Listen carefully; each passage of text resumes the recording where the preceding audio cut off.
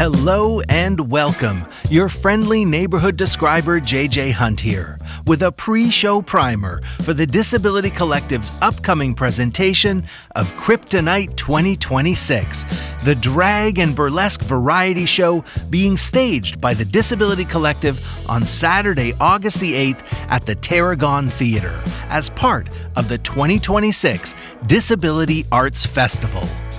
Drag and burlesque is a ton of fun, but described performances are incredibly rare, so folks in the blind and low vision community might not be familiar with burlesque visuals, aesthetics, or performance styles.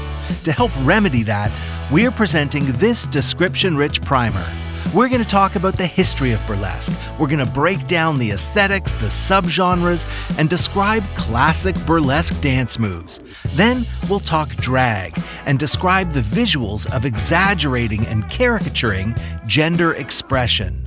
If you're a regular Disability Collective podcast listener, some of this might sound rather familiar. This audio primer is an update of the primer we produced last year for CRIPtonite 2025. For this update, we've got new descriptions of the performers on this year's bill, their costumes, their vibes, and the Tarragon Theatre is a new venue for us, so we'll spend a few minutes going over the visuals of the space and the accessibility offerings the collective has lined up. This primer was written in collaboration with my good friend and colleague, Christine Malik, who is the queen of curiosity, accessibility consultant extraordinaire, and a gallivanting member of Toronto's blind community. With help from Ivory, a fierce burlesque performer who gave us a delightfully unguarded intro to burlesque in episode 6 of this podcast. Okay, who can stand all of this intro business when there are feather boas and tassel twirls waiting in the wings? Am I right? The aesthetics and performance styles of modern burlesque have very strong roots that go back hundreds of years, so we should touch on that history at least a little bit to help us understand and appreciate the burlesque acts that performers put together today.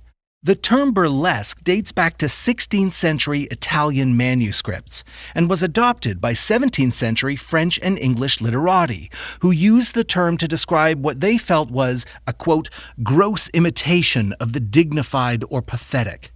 By the 1830s, what is now known as Victorian burlesque was beginning to be performed in London and other parts of England. These were musical theater parodies that mocked well-known operas, plays, and ballets. The shows were boisterous and involved what some might consider lowbrow humor, but they weren't overly sexual, bawdy, or risque. The sauciest parts of the show were usually women in corseted low-cut dresses and women portraying men while dressed in tight tights that showed off their shapely legs. Victorian burlesque was introduced to America in the 1840s, and by the 1860s, what we now call American burlesque was being performed in clubs, cabarets, music halls, and theaters. These were shows that combined the structure of minstrel shows with the style and content of Victorian burlesque. The structure of a minstrel show was a series of separate acts performed by comedians, dancers, and magicians. Combine that with Victorian burlesque's corseted women with shapely legs, and what you have is a variety show consisting of comedians, musicians, chorus numbers, and parodies of famous musical acts, often with an exotic dance as the final number. So by the late 1800s, the burlesque structure and aesthetic is already solidifying. The shows combined humor and parody with a bit of hubba-hubba, with many femme performers wearing sexy clothing of the day, such as corsets and stockings, long gloves, and elaborate headpieces. The popularity of American burlesque grew throughout the early 1900s, and not surprisingly, as it evolved, the comedy got bawdier, and the exotic dances became striptease performances, often with comedy, singing, and sensuality all part of a single performance. American burlesque peaked in the 1920s and early 30s, with 2 national traveling circuits competing with vaudeville shows, and at least 150 striptease stars headlining bills across the U.S. and parts of Canada. American-style burlesque also bounced back to Europe and was very popular there, where elements of cabaret and the cabaret aesthetic were folded into the mix. I think it's fair to say that by this point in history, classic burlesque aesthetics have been fully established. Corsets, bustiers, stockings and traditional lingerie, short crinoline skirts, poofy feather trains, flapper fringe, feather boas, and feather headpieces. If color is your thing, think deep velvety reds, luxurious purples, some rich blues and greens, accented with lots of blacks and sparkly silvers and golds. Now, by the 1940s, Prohibition had hit burlesque theaters hard, and stage nudity in the form of straight-up strip clubs was increasingly common, so burlesque fell on hard times. Now, in recent years, there's been a resurgence. New burlesque, or neo-burlesque, is a revival of the traditional art. Neo-burlesque shows are usually based on the variety show structure of what is now called classic burlesque, with separate performers doing independent acts, one after the other, usually with some kind of erotic or sexy element woven in. But new burlesque fully embraces the talents and skills of its performers, which was always an element of classic burlesque. Cabaret performances, acrobatics, fire-breathing, circus skills, singing, dancing, comedy, all are highlighted in neo-burlesque. Neo-burlesque also embraces different body types and queer culture in ways that were sometimes lacking in different eras of classic burlesque. And while the sexual gratification of straight male audience members might have been at the core of the classic burlesque business model, that certainly isn't the case for neo-burlesque, which is rooted in a feminist spirit.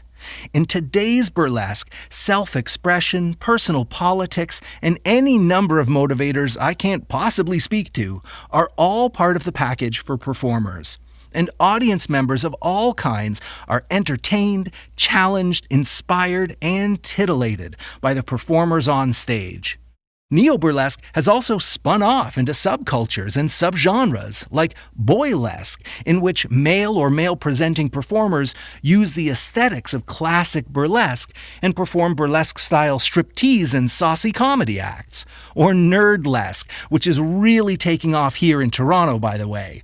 Nerdlesque takes nerd culture like superheroes, comic books, sci-fi, fantasy, video games, cosplay, and combines them with burlesque, with incredibly fun, hilarious, and very sexy results. Gorelesque is horror burlesque, clownlesque is burlesque clowning, the list goes on and on. We truly are living in a remarkable age. Okay, so now we've established a bit of a history of burlesque and described some of the core aesthetics. But what about the performances? Obviously, there's no encapsulating all the styles of burlesque performances in a single summary description, but what I can do is talk a bit about some of the classic burlesque routines and tropes and break down some of the key postures and moves. Let's start with the very basic, the core of the art, the dance with the most and the least, the striptease. Now, it goes without saying that with a classic striptease, the performer begins wearing clothing and ends wearing much, much less. The key to the dance is right there in the name, strip and tease. Yes, the performer is removing clothes, but they tease the audience along the way. Generally speaking, the first things to be peeled off reveal less. Stripping off clothing that reveals more is done with great intention, often timed to a moment in the music, something with a dramatic crescendo, a nice thump of a drum, or a gritty wail on a muted trumpet or trombone. But clothes don't come off right away. The performer will hint at what they're about to do. They hint with their eyes and expression, a knowing smile, a raise of an eyebrow, a suggestive jut of the chin, but also by drawing a hand over their body part or article of clothing, directing the audience's attention. Then comes the tease. A zipper might be slowly pulled down, then get pulled back up, before being pulled down once again.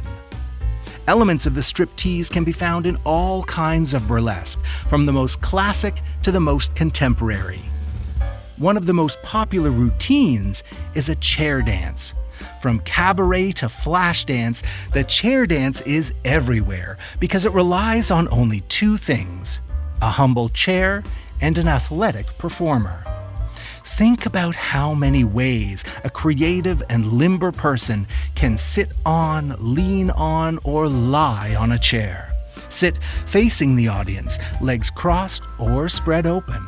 Flip the chair around and straddle the seat with the flat back covering what would otherwise be revealed.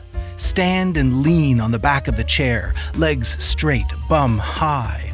One foot on the seat to slip off a stocking. Lie back on the seat, back arched, legs kicking in the air. Hook your leg over the back, slide down off the seat, or stand on it like it's a pedestal. The humble chair is the burlesque performer's very best friend. The fan dance is one of the most well-known classic burlesque performances. Often the fan dance is a tease dance that uses hand fans to conceal and reveal. The size of the fans varies wildly. Traditionally, they are like large wings that cover the entire forearm, but they can be small, like little paper fans, or really anything in between. In a fan dance, the performer will use the often large, feathery, semicircular fans to cover themselves, revealing bits and pieces of their body or costume throughout the performance, sometimes saving the full reveal to the climax of the song. The fans are also just lovely, delicate props that can be fluttered or flapped or suggestively twitched.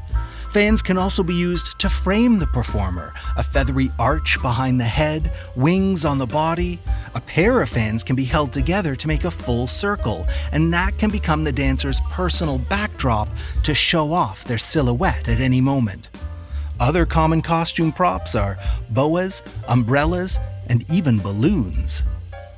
Let's go through some specific burlesque moves that are part of every classic performance, and lots of neo-burlesque performances too.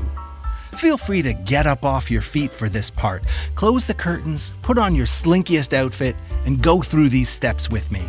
This breakdown features lots of information gleaned from videos produced by Vera Valentina, a burlesque YouTuber who puts out tons of content, including dance routine tutorials. Okay, let's start with the showgirl stance, or bevel in dance terms. This is a standing pose. You stand with your feet perpendicular, the lead foot pointing to the crowd. Your bum is tucked in, your core is tight, your shoulders square. Your hands can be on your hips, at your side, or in the air. There's real strength and style in this posture. Some would call it flattering, some would call it pretty. It is an elegant and formal posture that's a bit of a default for showgirls and other femme performers. Then there's the bounce. If the showgirl stance is the default posture, the bounce is the default move. So you get your feet in bevel or shoulder width apart, you face the crowd, and then you dip your hip to one side. You bounce in and out of a cocked hip. You can bounce as an accent or bounce repeatedly, as many times as you like. Bounce and bounce till you or your audience just can't take it anymore. Okay, how about the shimmy? In the shimmy, your shoulders are square, you're facing the crowd, and you shift your shoulders back and forth, quickly, leaning forward ever so slightly. This, of course, shakes your breasts in a delightful, bouncy manner.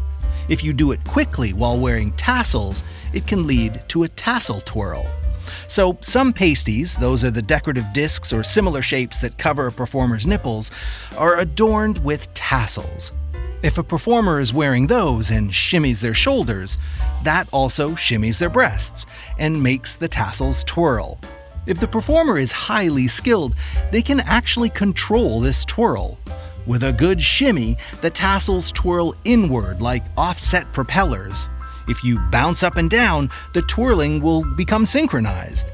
A slight lean to one side and the tassels will twirl in one direction. If you put one shoulder forward, you can twirl one at a time. You get the picture. And what a fun picture it is. Okay, the bump. This is a great accent move. In the bump, you flick your hip to the side. This is like a saucy hip check. The bounce has a dip. The hip goes down. With the bump, the hip whops to the side. To sonify this, I would use like big, heavy thuds on a kick drum. A boom, boom, boom. Then there's the grind. Grinds are hip rotations. So sometimes you put your hands on your hips and you can make small rotations, or you can make big, large rotations. You can do this centered. You can do a grind with a hip cocked to one side. You can do a grind with one leg forward or one arm up. There's lots of different ways to grind. The grind can be smooth and subtle, or you can really lean into it, slow it down, and really grind those hips. You've probably heard of the bump and grind. That's when you add the two together. Bump to one side, grind back to center, then bump to the other side, grind back to center. That's an absolute classic. Okay, this last move is really flexible. Not so much a set action, but more a silky smooth style of gesturing. I'm talking about caressing your body. So your arms, your shoulders, your hips, your chest, your legs, you run your hands across your skin or costume using the tips of your fingers or the back of your hand. The sighted audience members will follow along. You're literally showing them where to look, steering their gaze across the contours of your body. And if you suddenly pull your hand away, you're telling them where not to look too.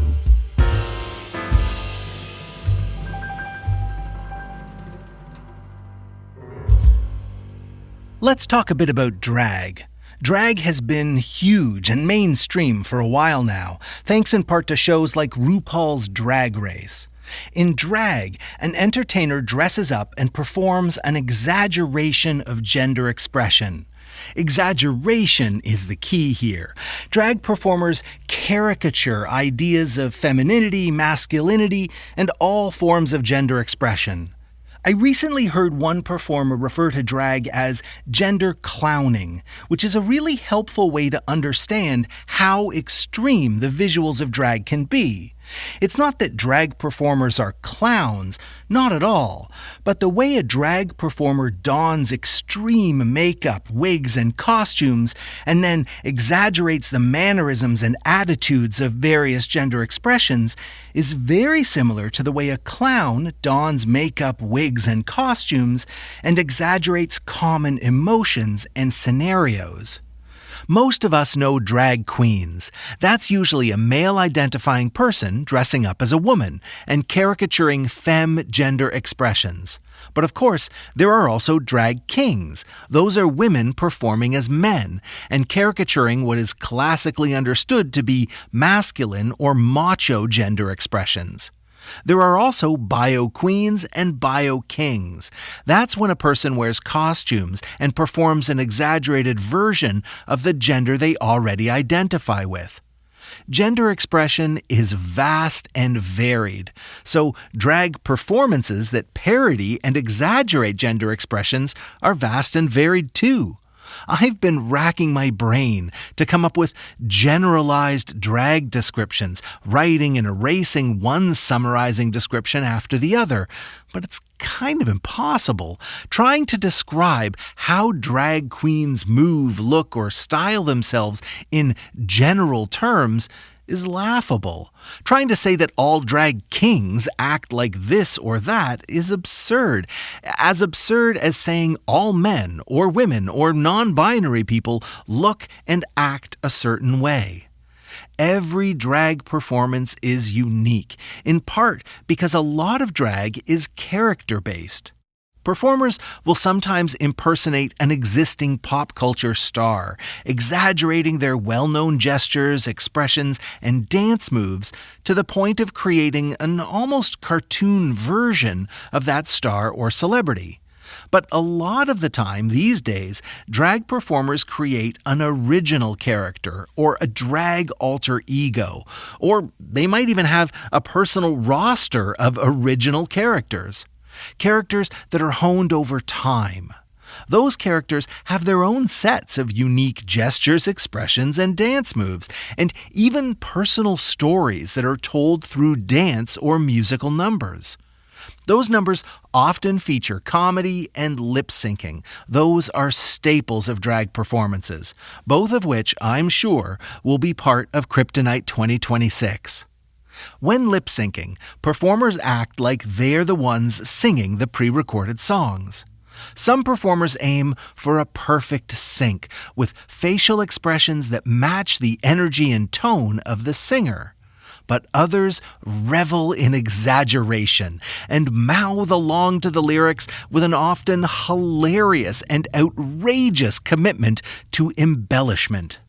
Eyebrows raised to the heavens, eyes and mouths open wide with an almost strained quality to the performance.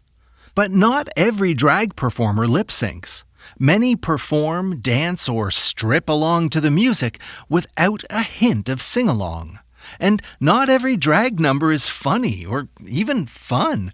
Some drag performances are emotional or confessional, or some have serious themes and passionate or sentimental arcs. Between the range of gender expressions being caricatured by drag queens, kings, and bio queens and kings, the characters the performers create, the costuming, the makeup, and dance styles on display, the degree to which each performer leans into the comedy, the emotion, the storytelling, or the raunchiness of their choreography, a night of drag and burlesque can be a pretty wild ride. Which is exactly what we should expect on August the 8th. CRIPtonite 2026 will feature a slew of amazing performers. To help us accurately describe them to you, we put out a request for robust self-descriptions. I introduce to you the CRIPtonite 2026 lineup, described with help from the performers themselves. Our host for the evening will be Theodore Walker Robinson. Theodore is a non-binary black person with medium brown skin tone who has long black dreadlocks with blonde highlights that reach all the way down to their waist. Last year, as host, Theodore was the head mixtress of the Blind Leather Society, with costumes, whips, and accoutrements to match. I cannot wait to describe them when they step on the stage this year. Ace Monstera is a tall and slender, gender-defying drag king with chronic pain and ADHD.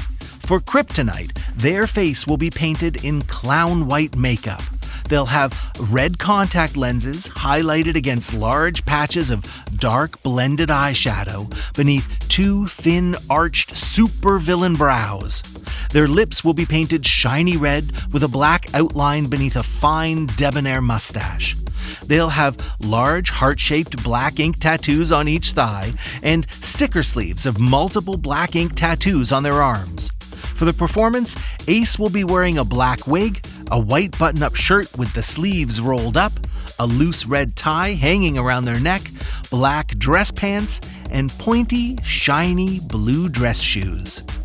Craven Blood is a thick black trans man with piercings and tattoos. They've got green eyes and fanged teeth, and his dramatic villainous makeup will include scary brows, a thin goatee, and pointed sideburns.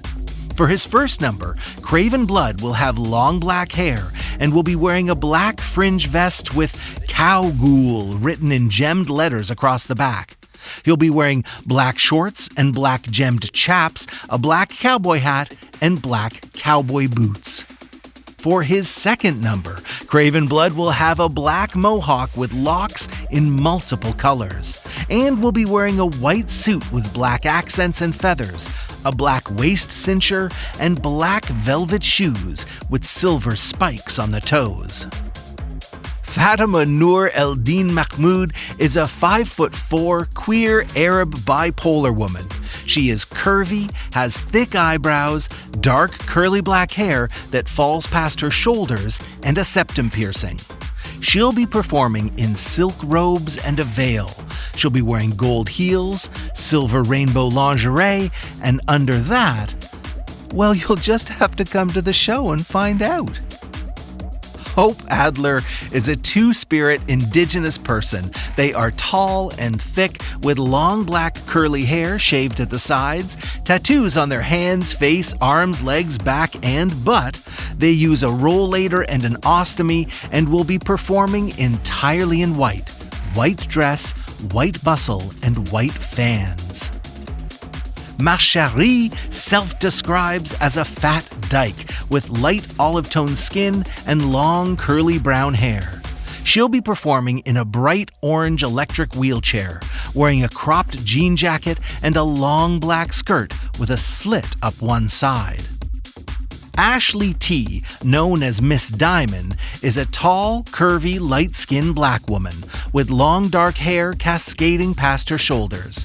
At CRIPtonite, she'll be dressed as Alice, wearing a knee-length light blue dress topped with a white apron and a white velvet hooded cape, with white gloves and black flat shoes. Morgan Morbid is where drag and burlesque make out in a graveyard. She is lean and curvy, with powder white skin tone, more wigs than a Spirit Halloween, and a penchant for dramatic gothic makeup. Dark, high eyebrows, heavy eyeshadow in silvers, reds, blues, and blacks that blend from cheekbone to brow, and plump lips painted in thick, glossy reds and blacks. She's a beauty with a blade, seductive, unhinged, and always dressed to kill. Ophelia Cheeks is a 5'5" heavy-set white and Hispanic cis woman with medium light skin tone and long brown hair. They'll be starting their performance wearing a long black floor-length coat, and they'll be ending their performance wearing much, much less. Universe is a 6-foot-tall white trans woman who self-describes as having a body carved from the wares of the Wilton Cheese Factory. For her number, Universe will be dressed as Yuna from the Final Fantasy franchise, which is typically a long blue skirt with an extreme side slip, a white cross-wrap top, a wide golden Japanese kimono belt, and shaggy brown hair in a kind of Jennifer Aniston Rachel cut. And last, but certainly not least, is Dr. Androbox, a white trans man with a chubby, hairy dad bod. He's 5'9", though he carries himself like he's 6 feet tall, and he might be performing with a cane for balance and to help with fatigue. For his first set, he'll have on a bouffant wig made of bright blue foam, a silver sequin jacket with pink sequin trim and blue ostrich feathers, a pink velvet and sequin shirt, blue and silver shorts with pink tights, and sparkly silver dress shoes. And for his second number, the Doctor will be wearing a black frizzy mullet, a black fringe vest and chaps, and a black and silver zebra unitard over his bare, hairy chest, with silver cowboy boots to match, of course.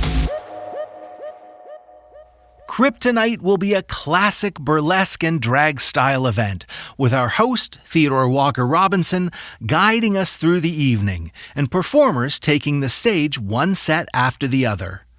The show will be staged in the Tarragon Theatre Extra Space, which is a black box theater, meaning it's a boxy space with black walls, black ceiling, and black floor. It has a floor-level stage in what we will call the front of the space, with tiered seating for about 100 filling the rest of the room. The seats are accessible by a central aisle, with accessible seating on the ground level. The show will be seated first come, first served, and there will be sighted guides and ushers on hand to help you find the best available options. Also in the space will be large screens displaying pre-show videos that advertise upcoming shows, and then during the show, live captions will be displayed.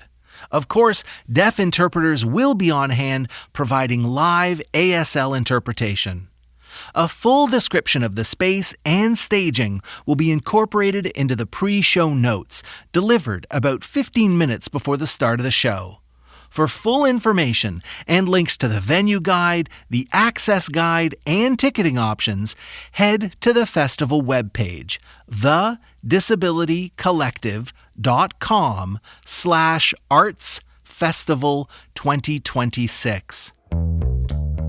Okay, that is it for me and this delightfully cheeky, description-rich primer. Tickets to CRIPtonite 2026, Toronto's fierce, radical, and unapologetic deaf and disability-led drag and burlesque show are still on sale, but going fast, so please do not delay, or you might be left sad, lonely, and randy on August the 8th. On behalf of everyone at the Disability Collective, thanks for listening. Catch you at the Tarragon Theatre on Saturday, August the 8th at 8 p.m. Until then, I remain as always, faithfully yours.